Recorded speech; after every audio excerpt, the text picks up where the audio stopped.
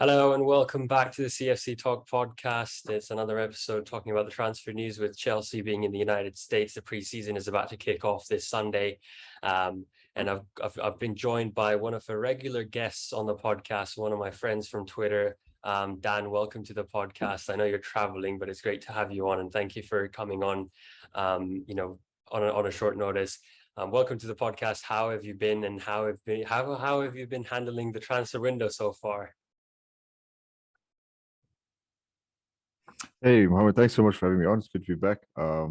Yeah, I'm traveling, but as always, the love for Chelsea doesn't go anywhere and it travels with me. Um, I'm doing all right, but to be quite honest, I think the transfer window has been driving me a little bit nuts because it's rumors flying here, rumors flying there, and is this player coming? Are they not coming? Even as we sit waiting for the announcement for Raheem Sterling, even though everything seems to be wrapped up, it's a little bit nuts. But anyway, such is the nature of the football world. I'm keen for September the 1st to come, so we have hopefully have all our players and we can just sort of focus on the football. But yeah, it's been interesting. It's good from a Chelsea point of view. I think that the new era has seen us linked with a lot of players, so we haven't been sort of passive, which is quite nice. And I think they've been also going very well on the women's side. Signed three very good players. So hopefully we'll get one or two more in that realm. But for the men, yeah, I think we need a quite a bit more. But yeah, let's see. Yeah, and with Sterling almost being confirmed by accredited journalists, we can say he is coming. The deal has been accepted. We can say the personal terms have been agreed with, and Chelsea. It's just a matter of announcing Sterling. How excited are you to seeing him at Chelsea? And what are you looking forward to? Like, what are your predictions for next season, maybe the season after at Chelsea, because he's got a contract until 2027, if I'm not wrong. So what I'm looking forward to with respect to Raheem Sterling is that this is a pedigreed Premier League performer. He's done it in the Premier League for like each of the past, or almost about 10 years. I think it is at least 8 years. He's won 4 Premier League titles. Got figures for goals in each of the last 5 seasons. Um, and won 4 Premier League titles with Man City, and is a leader in the England national team setup as well, especially in attack next to Harry Kane. So I think with Raheem, it's a sense of what you see is what you get, and I think he's a visible improvement on what we have in attack already, and I think he will elevate the level up there. Certainly next to the likes of Kai and Mason and whoever else may play next to him in the front three. Um, but yeah, there are aspects to his game that are a little bit frustrating for me. Of course, where he does tend to miss a few big chances, and sometimes I've noticed that he likes to dribble into a bit of a cul-de-sac, which can frustrate. But I certainly think his pace, his dynamism, his directness, and the fact that he's a finisher will certainly aid us.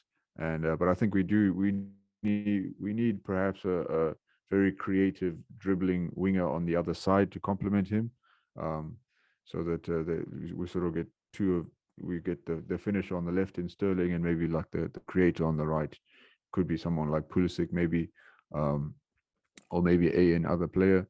We'll see, but yeah, that's what I'm looking forward to with respect to Raheem. I think he'd be a big player for us. No, I completely agree with you on that, because I think Raheem Sterling is exactly what Chelsea needs at the moment. He's a young talent, or not very young, but he's still in his prime, and he's played for Man City and Liverpool, as you mentioned, for multiple years, and he's been performing at top of his game season in, season out. So it's someone that's going to be a great addition to our squad, especially with the issues that we've had with Pulisic being injured a lot of the times when we need him, with Ziyech not performing to the level that we want him to be, Werner not adapting into the position of a left winger as naturally as he was doing back at his old club. Chelsea generally have struggled with wingers, and it's nice to see that we've honestly gone and made it clear to the clear that we want a winger like Sterling, and we've got it done. But on the other hand, you mentioned having a creative winger on the other side, someone like Christian Pulisic. We were targeting someone like Rafinha, who has decided not to join Chelsea, even though Leeds had accepted Chelsea's bid of £60 million, if I'm not wrong. He was adamant on going to Barcelona, and that's what he's done. So do you think, a player like Rafinha, who is keen on joining Barcelona, even if this deal falls off, which I hardly think it will, should Chelsea still go for him, or should they just back off and say, well, you didn't want us in the first place, why should we go for you then? Well, I think Todd Bowley and the crew have played it quite well in the sense that they've lodged the the bid, and they've sort of given Leeds what they wanted, and they doubled Rafinha's salary. So I think there's nothing more that could be done from Chelsea's side. And I think to go like even higher or above and beyond is would be a bit silly, because it's clear the player's desire is to play for Barcelona. And I think even willing, from the reports I've read, he's even willing to play for less money than he was getting at Leeds. So I mean, if Chelsea have offered to double his salary, and they've given Leeds what they wanted, there's nothing more that you can do. If a player wants to play for Barcelona, they want to play for Barcelona. There's nothing you can do. Um, and I think any more efforts would look a little bit silly on Chelsea's part if they try to push harder. But I'm just a little bit upset that Barcelona have sort of gotten the both Dembele, Ousmane Dembele, and Rafinha, it seems, because I thought that we would perhaps get one of those two, but it doesn't look like that. I just think from like I mentioned earlier, from a creative point of view in the attack, it would be nice to have a sort of productive dribbler and a productive creator on the right hand side to complement maybe Kai up front and Sterling on the left, because I think that would give a nice variation to our attack. And yeah, but look, I'm not too sad that Rafinha won't be playing for us. Um, I think we have options. We have obviously Pulisic and Hudson-Odoi, and Mason Mount has been playing there for a while. Um, Certainly with respect to three at the back, when we play three at the back. But yeah, not too sad that he's not going to be with us. I just question who would we look at now, because a lot of the sort of the gems, the younger gems, like I think is Charles de Ketelaere, the Belgian kid who is going to Milan, and is Sinisterra has been taken snapped up by Leeds as well. And I'm struggling to think of any other real names that could perhaps be an option for Chelsea. But yeah, not too sad that Rafinha is not coming. But maybe wonder if we find somebody else to go for now. I think you're right in saying if we continue with the three at the back formation, it almost feels like there isn't a place for Rafinha in the playing 11, because with Sterling coming in, it's obvious that he will be starting, he will be getting minutes right off the bat. And then with Kai Havertz, or a striker taking up that front position, Mason Mount also needs a position to play in, which keeps Rafinha out of the team, which is what we've been doing this whole season, playing with one winger and then Mason Mount on the right hand side with a striker up front. And which is why as well I'm not too bothered about Rafinha not picking Chelsea or favoring Barcelona over us, or thinking that they've got a better project than us, because I trust Tuchel in his options, and if he's not too keen on getting Rafinha, because obviously Chelsea could have gone with a higher offer, gone with a better salary percentage, but as you said, if he wants to go to Barcelona, he can. He doesn't necessarily have to come to Chelsea just because he's getting a better deal out of it, and it might be his dream to play at Barcelona. Other than that, Bowley has made it very clear that he wants to regularly talk. He wants to be involved in talks with teams and with clubs, especially in Europe. As he went to Barcelona, I think last week he was in Barcelona, meeting up with the Barcelona's president and the football director, having meetings with them, supposedly about Christensen, Azpilicueta as well as Alonso, and then maybe Dembele was mentioned in that. But as you mentioned, Dembele staying at Barcelona. Talks about Lewandowski maybe saying, look, if the Barcelona deal falls through, Chelsea is my second option. Do we think Lewandowski is a great, addition to the squad, especially since Lukaku's gone, and talks of Broja, which we would discuss in later in the podcast, Broja leaving this season maybe? Well, look, with Armando Broja, I think it's a bit of an interesting situation, because of course the player's spent a season at Southampton where he's shown a bit of development. He only scored 6 Premier League goals, but he played a lot of minutes. I think there was a clear evolution in his all-round play, and he was competing with like the likes of Adam Armstrong and Che Adams, which is a good level, and he made it his own, and he's still only a teenager, so that says a lot about his potential. But look, I'm always hesitant to get too carried away with Cobham players, because while Royals played well at Southampton to a good standard, scoring 6 goals at that level in a team that barely kept themselves in the league is not the kind of audition, I think, that automatically qualifies you to start for Chelsea. You know, that may sound harsh, but there's still a way for him to go, for him to be an undisputed starter at Chelsea. There needs to be more development, you know, and going to a team like West Ham, be it on loan or permanently, is the kind of step in development that he needs. But if his people, and I'm speculating here, I don't know the ins and outs. Obviously, of course, I'm not privy to those kinds of details, but I'll say that if his team are saying to him, well, staying at Chelsea is not going to serve you well, being second choice to someone like Kai Havertz. And that's right. You know, it's probably not. He's going to need to play at his age over 2,000 minutes in the league season to continue his development, to now push from 6 goals to 10, then 10 to 15, and so on. So, look, I would prefer to keep Broja, not necessarily at the club for the whole season, but I'd like to keep him on the books. He's still got a long contract at Chelsea. I believe he's got another 4 years on his deal. So I'd like him to remain a Chelsea player with a view to being sort of first choice in maybe a season or two. And we could perhaps loan him to West Ham to continue his development, to try and compete for a spot there. But yeah, from my side, I just don't think keeping him second choice helps. What that says for us in our striking department, I don't know, because if Werner leaves, then that leaves us only with Kai Havertz as a sort of number 9 choice. But if you're looking at it purely from Broja's perspective, I don't think being second choice at Chelsea will serve him very well in his development. I mean, last option, we just get Michy Batshuayi and then we use him as a number 9 for the rest of the season if Werner leaves, as a second for Kai Havertz. But yeah, I agree with you on that, because I think with Broja, we haven't seen much of him at Chelsea, at least in the first team. And whatever we've seen has been on loans, and you know, the Southampton loan, as you mentioned, it was a good loan, but it's a very different setup to how Chelsea works. And at his age, being second choice isn't the best, because the last thing he wants is to be sat on the bench week in, week out, and not even be scouted by, you know, other teams, even for a loan, because they don't know how he performs. But at the same time, Bowley was met up with Bayern Munich's director. There were news about Lewandowski maybe joining, Serge Gnabry maybe joining, but Gnabry, you know, being an ex-Arsenal player, has mentioned it loud and clear that he won't be joining Chelsea because of that connection with Arsenal. What are the odds of Chelsea maybe saying, look, we could sell Broja, we could maybe give him a year on a loan and get Lewandowski for this season, or a 12-month contract? Yeah, wouldn't that be something? If we got Robert Lewandowski, I think with respect to, yeah, I'm talking about pure number 9s.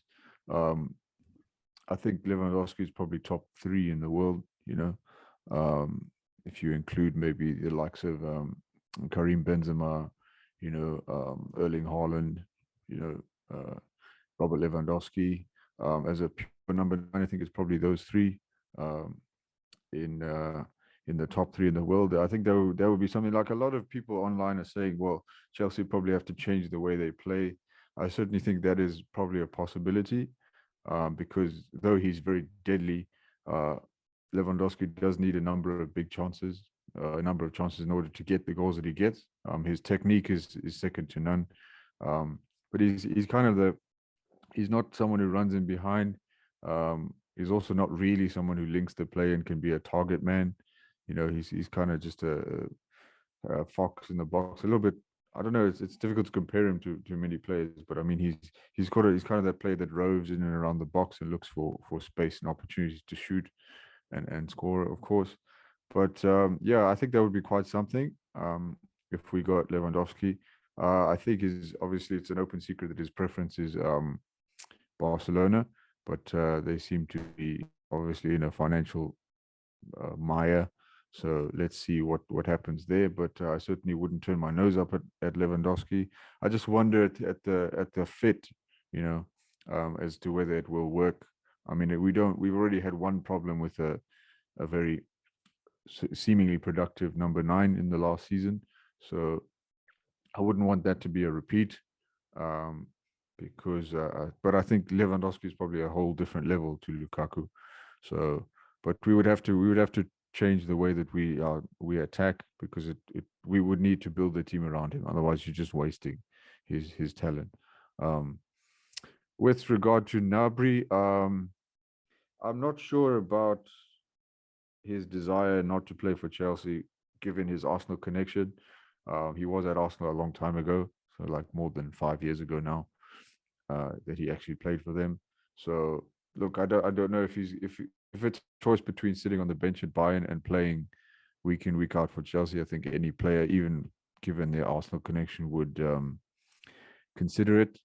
And he's certainly not. He wouldn't be the first Arsenal player to have done that, to have moved to Chelsea. Of course, we've had the likes of Fabregas, um, who's probably an Arsenal legend who played for us. Um, and yeah, so I think, look, maybe Nabri has ruled it out, maybe he hasn't, but I would take any reports like that with a little bit of a pinch of salt, because I certainly think that a player can be sort of at least entertain the idea, you know, to play for a top class team that will give him Champions League and Premier League football.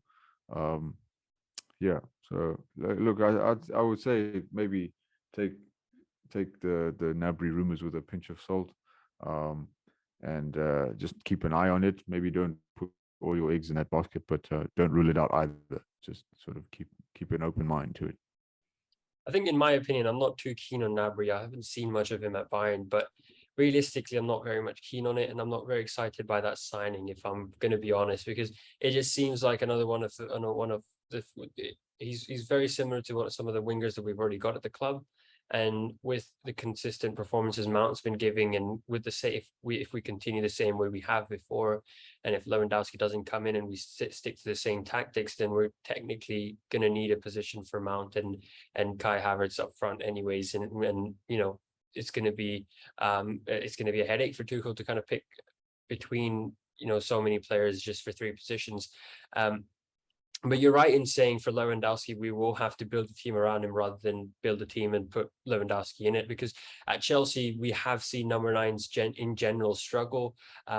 We kind of sold Tammy Abraham, even though he was doing well at Chelsea. Lukaku didn't do too well. We've got the story of Morata back in the days. It's been quite a while since Chelsea has had a real striker who's popped in 15, 16 goals a season and really, or a striker who's given issues to defenders of oppositions. And it's just, it just doesn't seem like a Chelsea thing with working with number 9s, and trying to get strikers to perform at their level.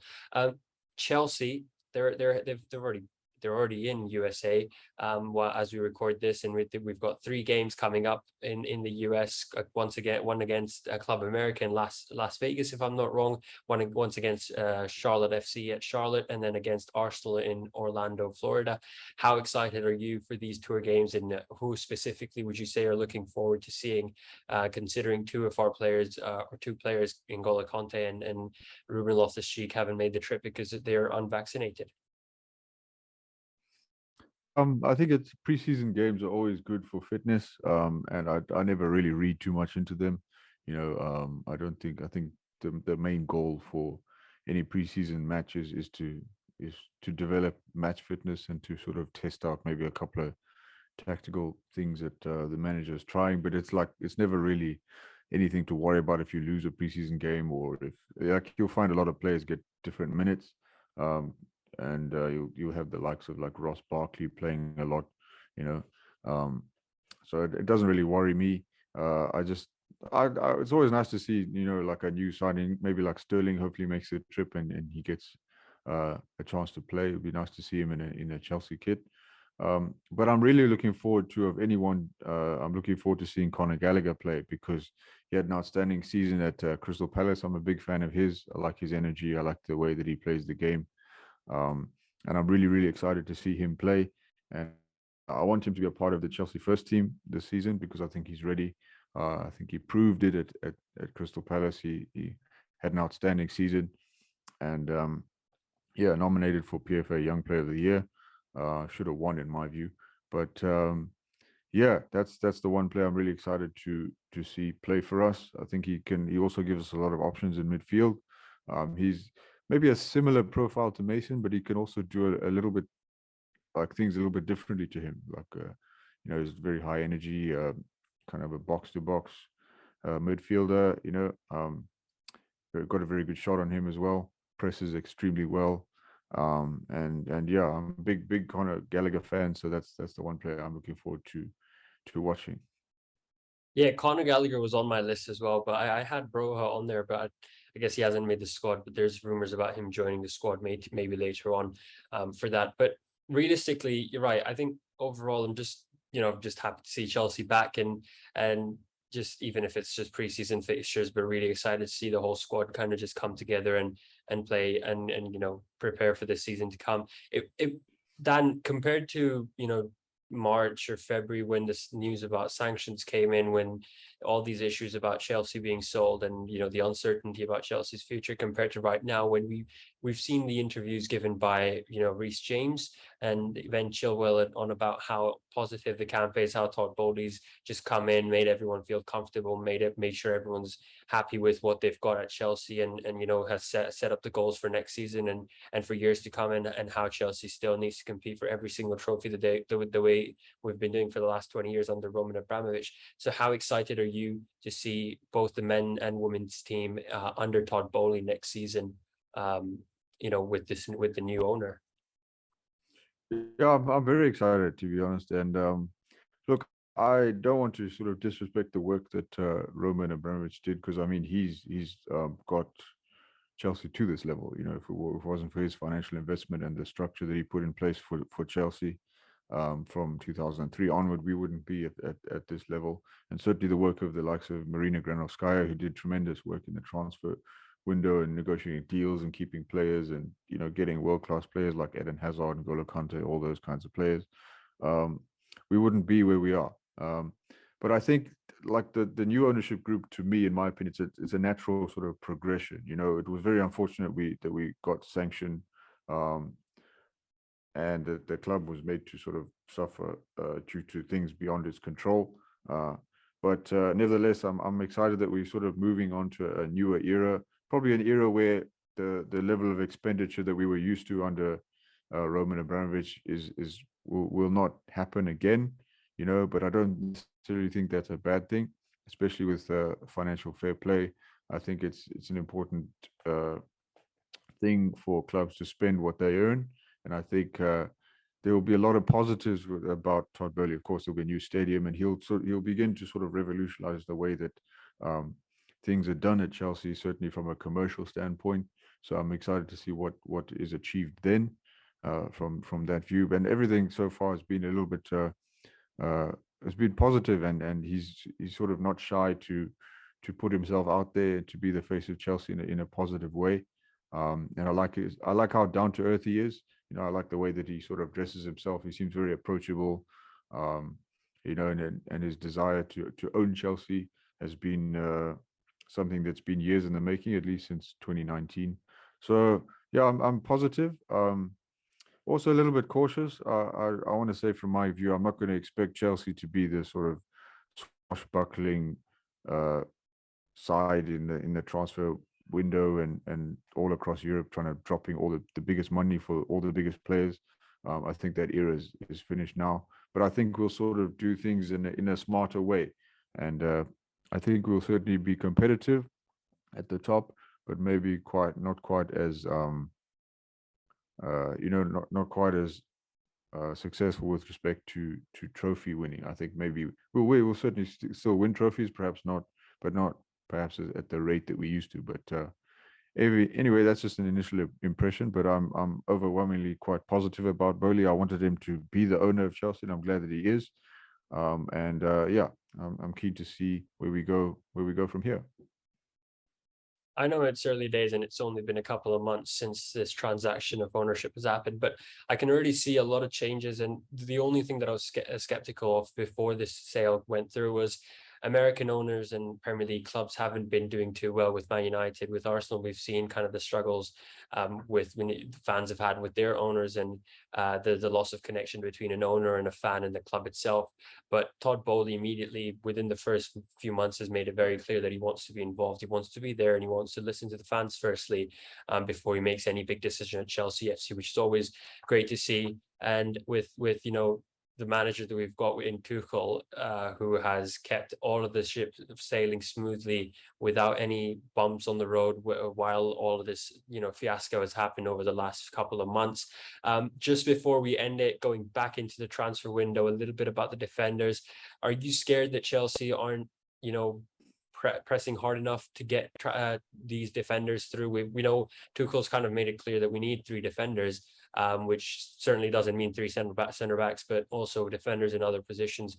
Reports of Koulibaly coming to Chelsea after Juventus saying no, and Napoli saying that they don't want to sell to Juventus, or Matthias de Ligt, who was almost coming to Chelsea before Bayern said, well, we want to come into this and put a bid in and see what that does to the situation. So what are your thoughts on Koulibaly and de Ligt coming to Chelsea? Yeah, I'm a big fan of Koulibaly. I've been watching for quite a few years. I was actually made a bit of a mistake on Twitter today. I thought he was left-footed, but he's not left-footed. He's right-footed. But I've been watching him for so long that I've noticed that his left foot is so good that he even fooled me. But anyway, Koulibaly is a leader. Obviously, plays for Senegal with Edu Mendy, captained them to the Africa Cup of Nations triumph in January, February. And yeah, I think he's a leader. Certainly someone who will complement the likes of Thiago Silva, can slot in right centre back. So he would be a very good shrewd signing as well.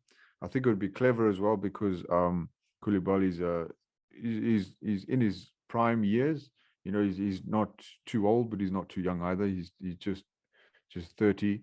So I think he could stay for 3 years and also help the younger players like Trevor Chalobah and Levi Colwill learn their trade and sort of, but also sort of he would elevate the class of our defense as well, and that would be a good signing in my view. Look, and I don't know whether I'm worried about the fact that we sort of not signed anyone. I'm not really sure if worried is the right word, because the nature of being Chelsea, going for big players like de Ligt from Juventus, Koulibaly from Napoli, Nathan Ake from Man City, all of these players are really big, enormous, at enormous clubs. And Ake is at a direct rival. So, I mean, that's always going to be a complicated deal. Like Sterling seemed to be done and dusted probably like a month ago, and it's taken a while. So I think that's just the nature of the game, in the sense that if you try and buy big players from other big teams, it's going to take a while and it's going to drag out. And also we've got to remember that we were sanctioned, so there are mitigating circumstances. Our new ownership group were sort of only approved at the end of May, whereas a lot of clubs, I think, had put deals in place before the transfer window. So that's perhaps why they are ahead of us, the likes of Liverpool and Man City. So we do need to catch up a little bit. But as I say, my expectations for next season are not a Premier League title challenge. So I think that the key thing is just to get the right players in to the right positions. Even if we start a little bit slowly, I think next season, the minimum we should expect is to be in the Champions League again come 2023-24. So I'm not expecting a title challenge at all. So I just think it's important we get the right players in before the end of the transfer window. So I wouldn't necessarily be too worried. If it comes middle of August and we still haven't got any centre backs, then I would start to worry. But I think that we will get at least one of de Ligt, Ake, or Koulibaly, hopefully two. So let's see. Yeah, we do need a couple of defenders if we're going to continue with three at the back. We might be fine with just one if we're going to go with the two in the back situation in terms of central defenders, and then maybe someone at left back or right back with Alonso and Aspi most likely leaving by the end of this transfer window. Yeah, a lot going out with Chelsea, a lot going out. Again, it's always summer. Summer is always the busiest period for clubs trying to make deals happen here and there. Just before we end it, Dan, your quick, three transfers or three main transfers you would want to see this summer or this transfer window. Okay, I'll go Koulibaly, number one. I'll say Jules Koundé, number two, and Declan Rice, number three. I was waiting for Declan Rice, and then I was like, oh, is he going to say Declan Rice or not? I don't think it'll happen this summer, Yeah. but yeah, that's one that I'd.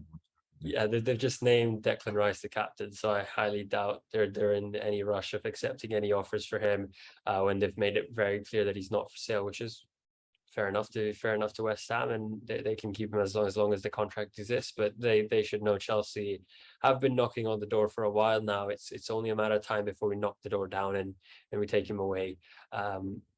Dan, thank you once again for coming on the podcast. Thank you for giving us your time and sharing your thoughts on Chelsea and the transfer news.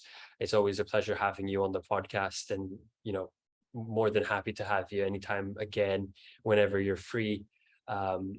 And it's always a great time. So thank you for coming on.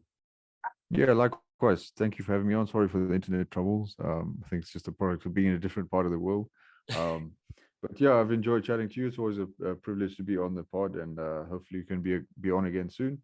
But yeah, thank you again for having me on. Appreciate it.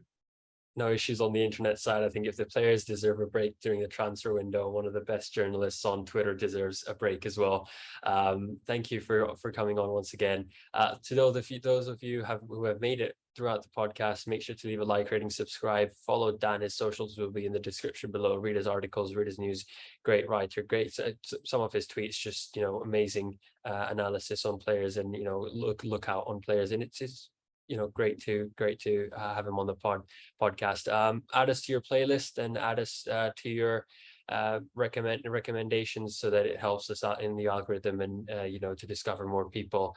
Follow us on social media for the latest news on transfer windows and the latest news on Chelsea's updates with players Sterling to be announced soon, so that's going to be something to look forward to this week for Chelsea fans. We'll see you next time. Until then, stay safe.